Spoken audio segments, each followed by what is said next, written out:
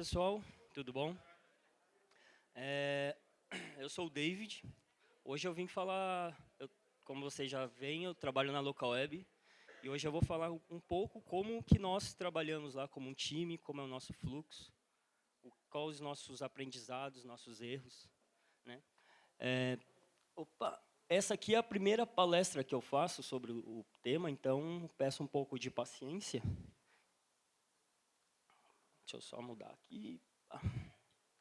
Bom, eu sou o David, sou desenvolvedor front-end há 6 anos. Eu sou de Guaratinguetá, nasci lá, então me sinto em casa. Quero agradecer a organização por ter me convidado a palestrar aqui, né, o primeiro evento de front-end no Vale. Eu acho que tem tudo a ver comigo. Esse é o meu Twitter. E falando um pouquinho mais de mim, ficou lá para cima. Eu já participei de um livro da Casa do Código, que é um livro de coletânea front-end. Nesse livro reuniu grandes nomes, né, do mercado, como o Almir, que está aqui, da Globo, o Diego, do Tables, que também vai palestrar. Me chamaram também, então foram 10 pessoas, então cada um falou sobre um tema. No meu caso, eu falei sobre o IARA, que é acessibilidade. Também faço parte do grupo de acessibilidade da W3C Brasil. Palestrei agora no WebBR desse ano, para mim foi uma honra, falei sobre acessibilidade lá. Sou um que luta pela causa da acessibilidade. Também sou colunista do Tables, embora esteja um pouco offline de escrever, mas estou voltando, escrevendo novos artigos aqui. Organizador de eventos também. Eu organizo esses 2 eventos. A conferência de CSS, a primeira que aconteceu no Brasil, aconteceu agora em maio, e o Front em Sampa, que esse ano a gente completa a 4ª edição. Vai acontecer no dia 21 de novembro. Estão todos convidados. Caso alguém queira algum cupom de desconto, só me procurar depois. Eu vou ficar até o fim do evento. A gente conversa e negocia algum desconto. A gente deve ter já um cupom feito lá. E a gente está trazendo um pessoal, 2 meninas da Argentina. A gente está quase fechando com outro argentino também. A gente tem palestras sobre React, vai falar sobre SaaS. E a gente está buscando alguns temas bem legais de front-end através do Call for Papers. Então, se tiver algum palestrante, manda para a gente alguma talk, a gente está olhando todas e está conversando diretamente, porque a gente procura temas úteis para o nosso dia a dia para a gente exibir no evento. E é um evento super diferente, que ele acontece dentro de uma balada. É uma balada na Augusta, se chama Inferno Clube. Então, a gente pode brincar um pouquinho lá.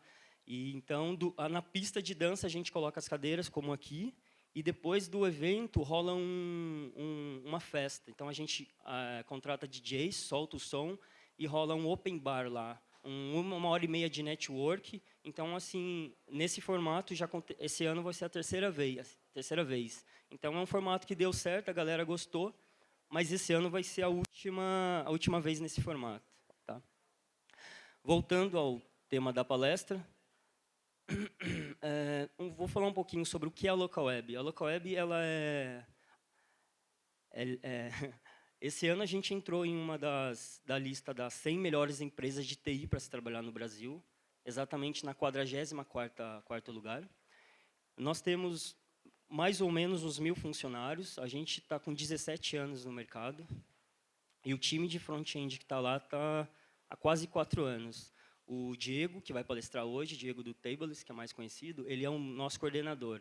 Então, todas as direções tomadas pela equipe vêm baseada no que ele posiciona para a gente. Tá.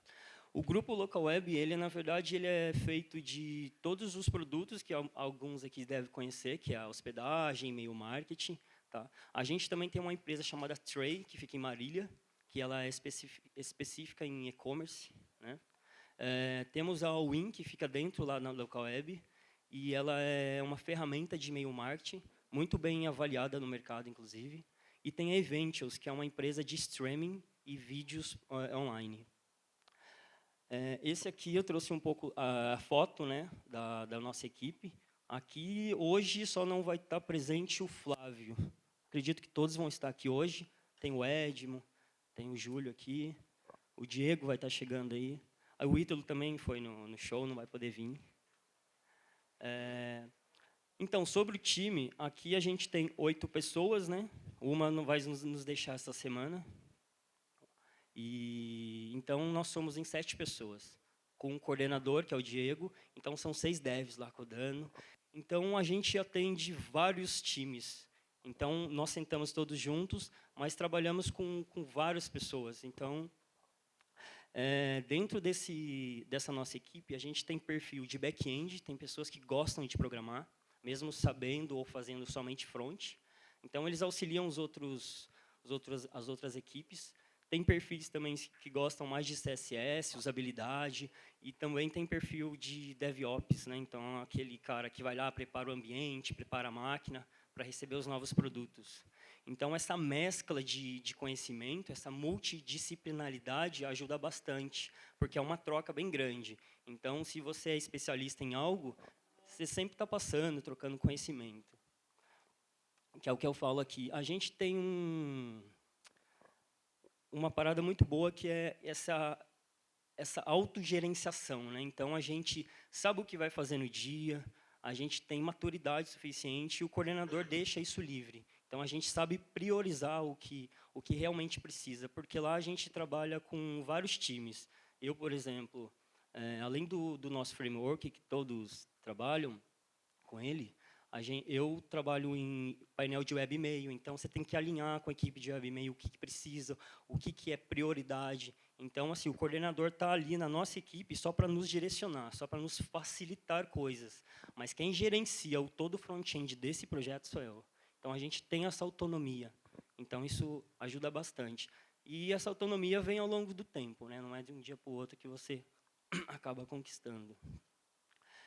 Essas 7 pessoas, que seriam 6 devs, praticamente, que o Diego mais nos direciona, a gente junta os 16 projetos que a gente atende. Então, são clientes internos mesmo. Então, são várias pessoas, vários tipos de tecnologia que eu vou estar mostrando para vocês que a gente mexe lá no dia a dia. Uma das vantagens da própria Local Web, pelo menos no time de engenharia, a gente tem horário flexível. Aqui, alguém aqui tem horário flexível também, só para ter uma ideia? Eu acabei esquecendo de perguntar, quem aqui é desenvolvedor front-end? Só para ter uma ideia. Tem algum designer aqui, o X? Bem pouco, mas tem, legal. E programador, claro. Tá bem dividido, legal. Aqui eu vou estar falando bastante, que a gente lida com time de X, time de programadores, QA, marketing. Então, assim, é muita gente para ficar falando.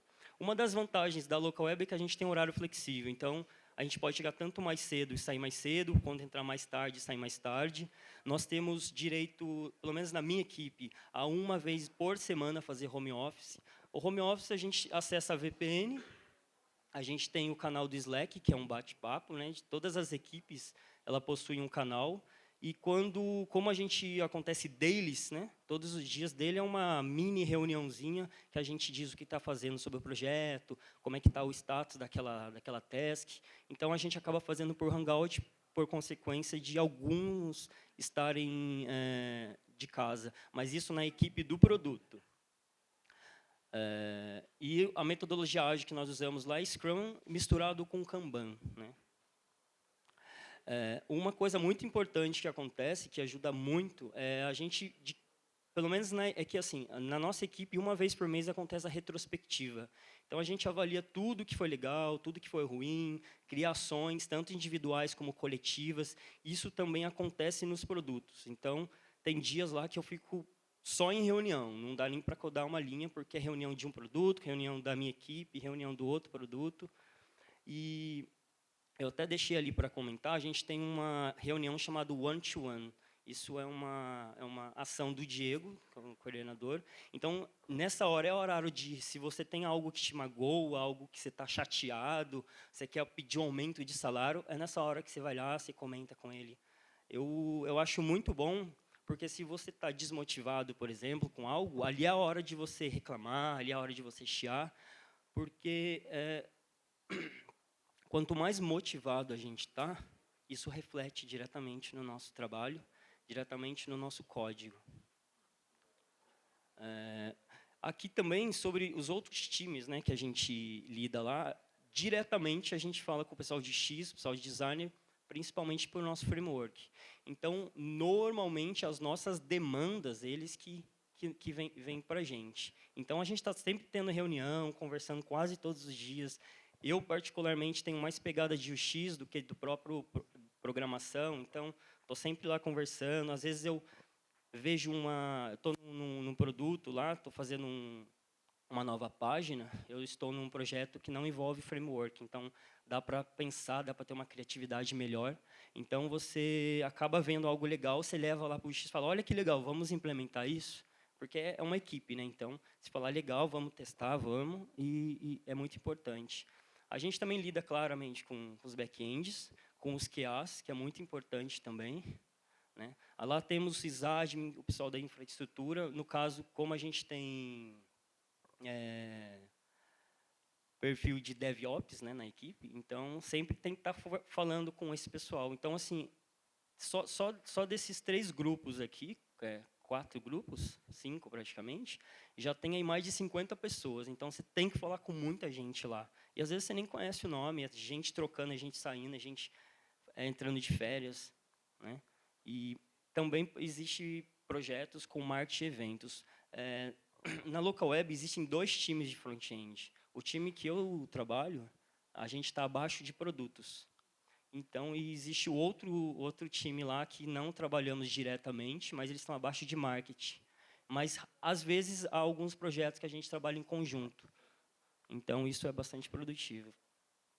As tecnologias que nós usamos lá, claramente, é HTML5, nós usamos Sass para compilar o CSS, JavaScript, jQuery mesmo. Usamos o Middleman para fazer as nossas documentações. Alguém conhece o Middleman? Sabe o que é aqui? Tá. Pouca gente. Middleman, ele gera arquivos estáticos, é como se fosse um JQ.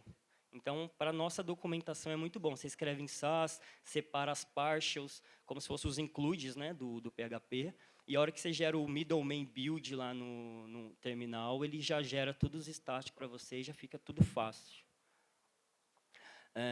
A gente também usa o Gulp, Grunt e Rake para buildar. E a gente ainda não tem nenhum favorito. Assim, algumas pessoas da equipe estão gostando mais do Gulp. Eu, no projeto que eu estou atualmente, estou usando o Grunt. Então, a gente está experimentando e vendo o que vamos definir como padrão. Existe projeto em Backbone, lá na Local Web, mas eu não trabalho com ele, que é o criador de sites. Futuramente, vamos ter projetos em Ember também, mas eu também não atendo esse cliente lá interno. Para os nossos testes, a gente está usando Jasmine. No Locstyle é um framework que a gente desenvolveu, que eu vou estar falando mais para frente. No Locstyle, a gente tem mais de 200 testes de Jasmine, o que dá uma maior segurança para os nossos códigos, né? E a gente usa o Wraith, eu não sei como se pronuncia. Alguém sabe o que é o Wraith aqui? Wraith? Não, né? Eu também não sabia. O Diego que implementou, então, ele faz um comparativo se alguém for olhar, mexeu no pad de um botão, quando você roda a rake de teste, ele passa o Jasmine, passa o RAF, é como se ele subisse um servidor, olhasse, tirasse um print e comparasse com o que ele tinha. Então, ele falou, opa, tem inconsistência aqui, está diferente. Então, ele aponta para a gente o que está quebrado, né? Então, ajuda bastante também esse cara aqui. E, graças a Deus, a gente usa Git. Eu não consigo trabalhar mais sem Git. Quando eu entrei na Local Web há 3 anos atrás, eu sabia muito pouco de Git, e direto colando, né, pegando os comandos. Hoje já está tudo na cabeça. Inclusive, não sabia nem que era Rails, que é um pouco que eu vou falar mais para frente aqui. E também fazemos e-mail marketing. Eu acho que muita gente aqui também faz e-mail marketing, né? Todo mundo sabe que é chato fazer e-mail marketing. A gente faz e-mail marketing lá para padronizar, porque quando eu entrei na Local Web, por exemplo, há 3 anos, não existia um padrão nos produtos da empresa e também não existia um padrão nos e-mails marketing da empresa, não era responsivo. Cada produto disparava o e-mail de um jeito e isso não é legal. Então, o time de UX que gosta de pensar isso, que quer organizar, que quer criar um padrão visual e a gente, claramente, com código auxilia. Então, a gente senta, faz reunião lá e então a gente padroniza, deixa eles responsivos, testados. A gente usa o Litmus. Alguém conhece Litmus aqui? Não? para quem faz e-mail marketing, o Litmus é fantástico. Só que ele é pago, né? Você dispara um e-mail e ele manda e-mail para o Outlook, por exemplo, para o Gmail, para o iPhone 6, o iPhone 7, enfim, e manda os prints para a gente. 5 e 6, 7 não existe. Manda os prints para a gente, então a gente tem uma noção do que quebrou. Ele também faz isso com sites, mas eu normalmente testo só em e-mail marketing, né? E internamente a gente tem uma documentação também para o e-mail marketing. Como a gente atende muitas pessoas, então é fundamental ter uma documentação, ter exemplos para todo mundo saber usar, tanto na nossa equipe quanto a quem vai consumir esses e-mails para implementar depois. Lá dentro, a gente tem 3 frameworks, né? O Local Style, Local Web Style, carinhosamente chamado de Local Style, é o nosso framework principal. Ele é open source, então existe um tratamento mais especial para ele, porque tanto nós, internamente, quanto vocês podem estar utilizando ele.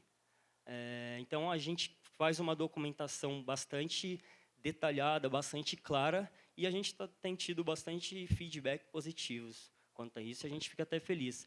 Mas é um projeto que vai estar sempre em melhoria contínua, né? Então, vai ter sempre algo novo entrando e algo novo a ser melhorado. Esse EA Style é um mini framework, igual ao CK Style. A diferença é que um serve para as fichas, que é o CK Style, e o EA serve para a parte de central do cliente. Na Local Web, já há um bom tempo, já está com uma preocupação, que eu acho que é até sobre responsividade. Tem água aí, não? O próprio site da Local Web está sendo reformulado para ser responsivo, porque não dá para mudar de um dia para o outro. Então, assim, pensando num fluxo contínuo, né, de celular, a pessoa vai entrar no site, contrata o produto, então ele vem, cai nas fichas, que vai estar responsiva, que hoje não está responsiva. É um processo que está caminhando ainda. Então ele vai lá, contrata o produto, paga, libera o produto. Quando ele cai no painel, o painel já é a nossa parte. Então, através do Local Web Style, já está todo responsivo. Nós temos 2 versões desse framework. A versão 1, que não está totalmente responsiva, que foi um aprendizado, e a versão atual, que está bem legal. Obrigado. Os ambientes que a gente tem lá na Local Web, que são ambientes de teste, né? A gente tem o nosso ambiente, que a gente sobe a hora que quiser para fazer testes, né? A gente tem um ambiente de homologação. Esse ambiente de homologação, quem usa muito é o QA. Então, ele que faz todos os testes lá e reporta tanto por back-end quanto para o front-end se houve alguma quebra, se houve alguma inconsistência, ou se fugiu um pouco ou totalmente do que o UX pensou, né? E depois disso, a gente faz o deploy, que é o ambiente de produção. Então, há bastante testes aqui. E dentro da Local Web, a gente tem alguns problemas também nesse ambiente. Para a gente... porque o objetivo desse ambiente de homologação é que ele seja exatamente um espelho em produção, e isso não é refletido totalmente. Então, tem se trabalhado, tem se feito um esforço grande para igualar esse ambiente. Às vezes ele cai, a gente não consegue testar. Eu vejo que ela reclamando direto, caiu, mas é específico de um projeto, quando acontece isso. Sobre back-end, eu vi a menina que é back-end aqui. Lá a gente tem a maioria dos projetos em Ruby. Como eu falei, eu nunca tinha trabalhado com Ruby. Eu, como front-end, não programo. Então, mas você acaba entendendo um pouco o que é uma partial, o que são alguns comandos, como você gera um link em Rails. Então, tem umas coisinhas diferentes, mas de tecnologias back-end, eu acho que é a melhor que eu já trabalhei na minha vida. Então, eu acho muito doloroso algumas outras que eu vou citar aqui. Nós temos projetos também em PHP, muito pouco, mas tem. Tem alguns de WordPress, inclusive, que nós mantemos ele. Existe o Roundcube, que é um webmail da Local Web, que a Local Web usa, que é um open source também. Nós também temos projetos em Java e projetos em .NET. Essa parte é dolorosa. Eu nunca mexi lá na Local Web. Já tive, infelizmente, a oportunidade de trabalhar com .NET. Eu não gosto. E depois que eu conheci Mac, não volto para Windows, pelo menos para trabalho não. Sobre o Local Style, Local Web Style, como eu falei, ele é um projeto open source. O Local Style, ele nasceu de uma necessidade, como eu falei, de manter padrões e qualidade nos nossos painéis dos produtos. Porque era assim, a gente antigamente, você entrava na hospedagem, era uma tela vermelha de 1024, colada no canto aqui, aí você vermelho. Você entrava no cloud, por exemplo, era mais ou menos igual, mas com outra cor. Então, totalmente diferente. Antigamente, para vocês terem uma ideia, não tinha time de front-end na local web. E esses HTMLs eram terceirizados, alguns até na Índia. Então, chegava assim, bem complicado para a gente. Depois do Diego, que foi o primeiro, né, que chegou lá, colocou ordem na casa, eu fui o primeiro a ser contratado, então eu pude acompanhar isso tudo, né? Então, desses 3 anos para cá, o time amadureceu bastante. Então, tem sempre gente entrando, gente saindo, mas pessoas que estão sempre com proatividade. Isso é muito importante na nossa equipe. Então, voltando ao Lockstyle, a gente houve essa necessidade de padronizar. Então, o que nós fizemos? Como era um pequeno time, a gente acabou usando o Bootstrap como base dessa primeira versão, e a gente criou alguns componentes que o X achou que era necessário, então, que não tinha no Bootstrap, então foi uma mão na roda para a gente. Só que desencadeou vários problemas ao longo desse tempo. A gente ficou com esse projeto há quase 2 anos no ar. Ainda existe painéis com essa versão 1 até hoje. Não conseguimos ainda migrar para a última versão. Então, assim, foi um aprendizado, eu digo válido, mas assim, foi um pouco doloroso, porque a gente viu que muita coisa, por exemplo, você vai mexer lá no popover do Bootstrap, não tem como você mexer, é um código de terceiro, e se é a hora que você precisa atualizar? Dá problema. Então, nessa nova versão, o que a gente fez? Vamos tirar tudo que tem de Bootstrap, aí, com exceção, nós ficamos somente com as grids, a gente não quis reinventar a roda. A gente absorveu a grid, assim que o Bootstrap mudou para a versão 3, agora está saindo a 4, né? Assim que mudou para a versão 3, a gente ficou só com os grids e construiu tudo do nosso lado. Popover, é óbvio que aqueles elementos mais genéricos a gente manteve, que é popover, botão, collapse, drop-down. Por isso que a gente tem bastante testes de Jasmine, porque isso dá uma consistência e garantia de que o nosso código não pode quebrar online. E é testado em todos os frameworks, em todos os navegadores. E o legal dessa última versão é que ele é todo mobile first. Então, quando o X lá pensa numa nova feature, ele já vai criar dentro do seu wireframe como isso vai se comportar no celular, como isso vai se comportar no desktop. E a gente está tendo reunião semanal para debater isso, porque, como eu falei, esse projeto é um projeto infinito, vai estar sempre vivo, né? Então, ele vai estar sempre melhorado e também acrescentado de acordo com a demanda se entrar um novo componente nesse projeto. Então, o legal que isso reflete muito assim externo e interno. A gente tem pego assim projetos lá que nós nem mexemos com o projeto, e a hora que a gente vai logar lá no projeto X, que a equipe Y fez, está lá o Local Style. Ou seja, entraram no nossa documentação, copiaram, implementaram sozinho, o pessoal de back-end se virando lá sem, ao menos, precisar de nós.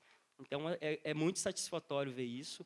A gente recebe bastante feedback, tem prefeituras, eu não lembro de qual cidade, usando também o Local Style. A gente recebeu um feedback de Portugal, de um rapaz que trabalha no hospital, e eles não têm verba, né, para ficar pagando TI. Então, eles pegaram esse projeto open source e agradeceram muito assim, por ele existir. Então, para a gente que está criando isso, toda a equipe, né, não só de front, tanto design quanto X, é muito gratificante ver que o projeto está surgindo efeitos positivos por aí. Como eu falei, com isso, existe uma documentação bem rígida, bem rigorosa, porque as pessoas de fora precisam entender o que a gente está fazendo, né? Senão não tem como utilizar, porque a ideia é que você copie e colhe o HTML do nosso framework e ele funcione perfeitamente. E ele é testado em todos os navegadores. como eu falei, ele é mobile first, então tanto a parte de código quanto os testes que a gente faz é tudo baseado mesmo nos devices. Então isso facilita bastante.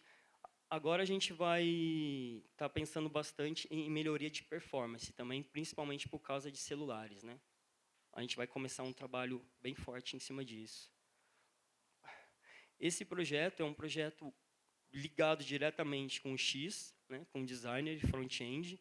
Então, a gente está sempre em reunião, está sempre vendo links externos, compartilhando lá no canal do Slack e fazendo essa troca para que a gente possa sempre melhorar esse nosso framework.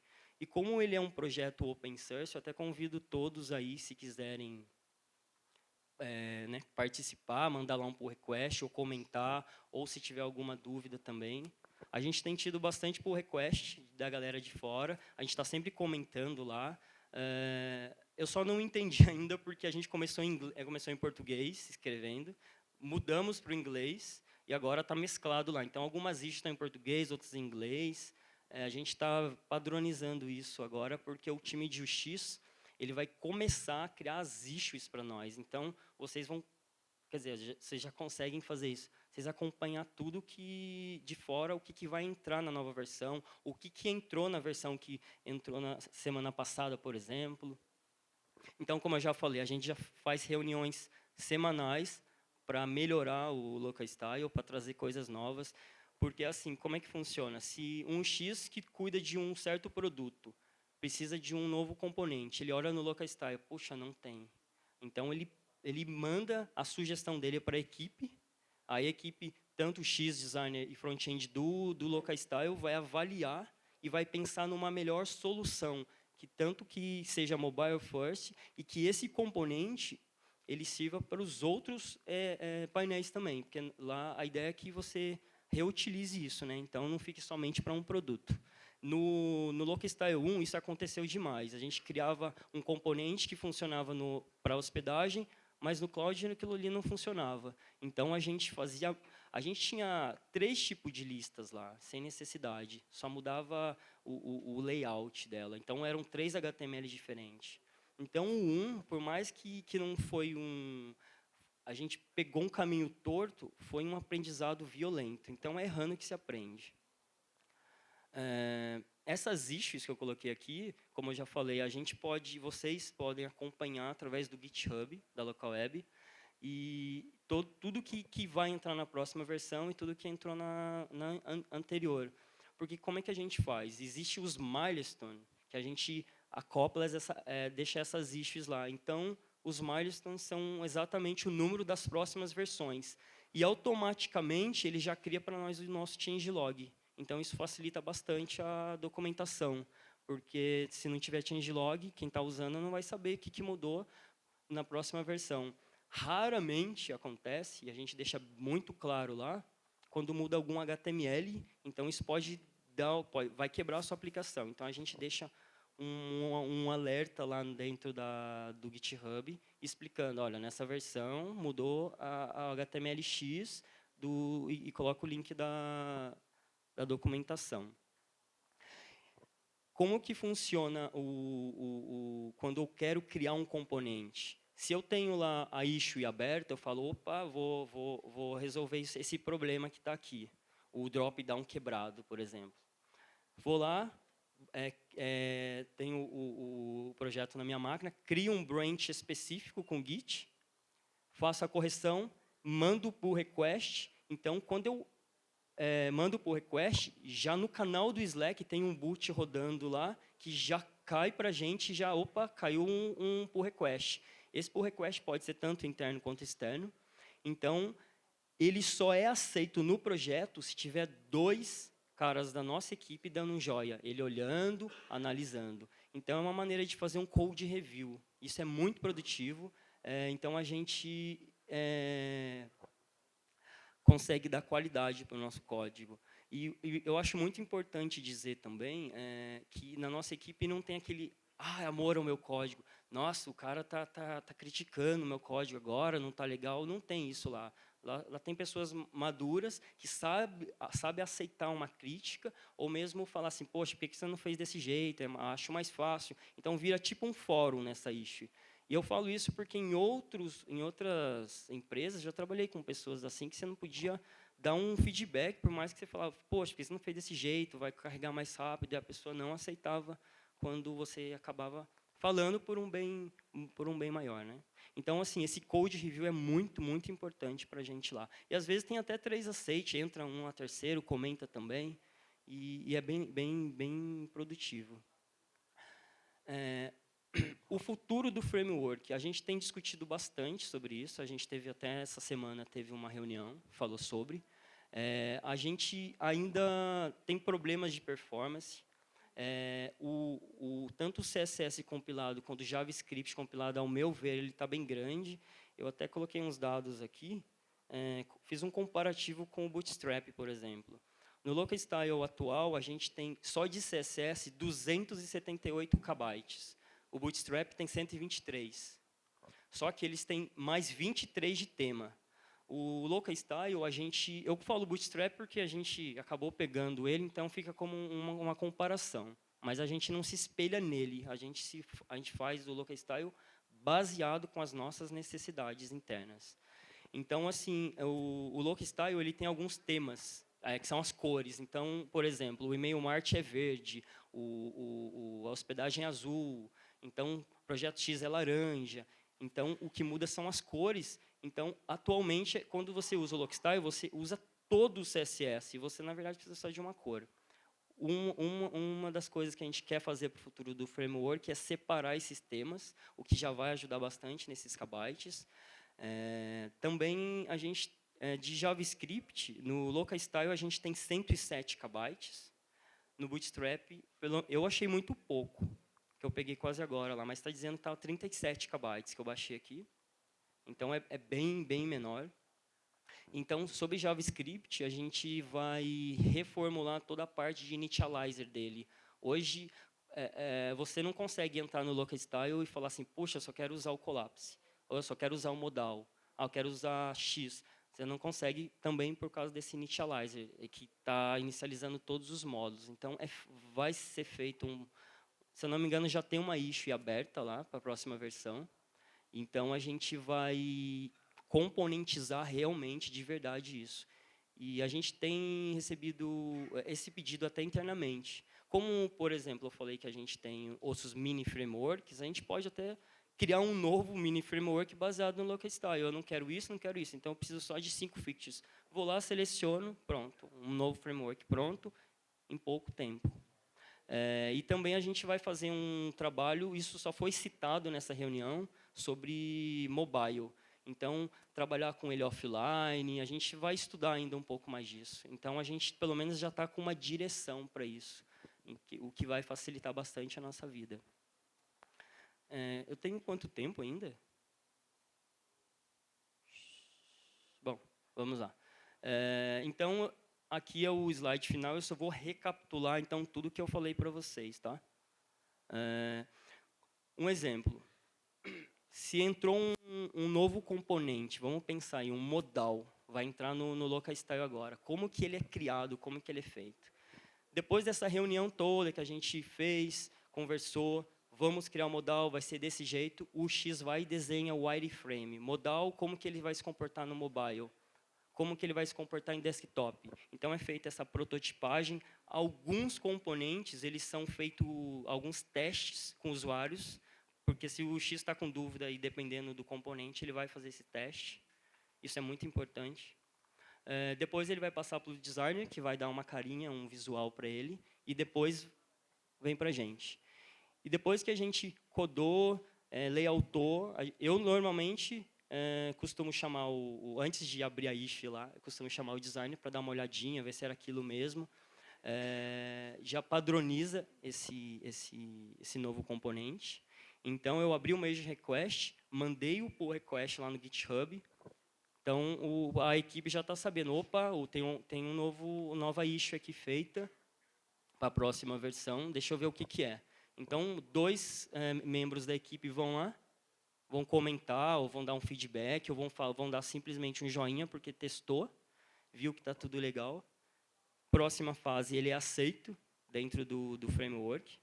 Então, a gente agenda a nossa próxima change, né? Então, o dia que vai ser lançado esse novo framework. Então, ele é feito sempre, a gente está na versão atual 3, então é sempre 3.8.2, 3.8.3, enfim. Se eu não me engano, a gente está na 3.8.1.2. Valeu. Então, a gente vai lançar 3.8.3, trazendo para esse cenário agora. Então, já entraria para o milestone 3.8.3. E depois disso, a gente sobe no ambiente de desenvolvedor, sobe naquele ambiente de homologação que eu falei para vocês. Então, quando a gente já tem esse pacote compilado, CSS e JavaScript, eu vou lá no meu projeto. Não, eu criei o modal, mas outro membro da equipe que precisa de modal. Então, ele vai lá e já implementa modal. Porque quando eu criei esse componente, eu já deixei uma documentação clara para ele copiar. E se não tiver clara, e se ninguém comentou lá no pull request que não está claro, nessa hora que ele vai implementar, ele fala, oh, não entendi isso aqui. Então, pode se voltar, pode melhorar, a gente faz um novo pacote de novo, em homologação, deixa ok, tá ok, legal, implementa, já marca a change da próxima versão, sobe ela. Então, daí é só felicidade. Então, implementa no projeto, como eu falei. O QA, ele costuma testar também isso, que ajuda bastante a ter esse feedback. Como eu falei, faz o deploy. E depois disso, normalmente a gente vai para um happy hour, vai curtir, vai fazer comer um 45, né, Paulo? A gente vai comer um lanche lá e comemorar essas coisas todas. Ó, o que eu tinha para falar hoje era isso. E a gente ainda tem tempo para perguntas. Obrigado.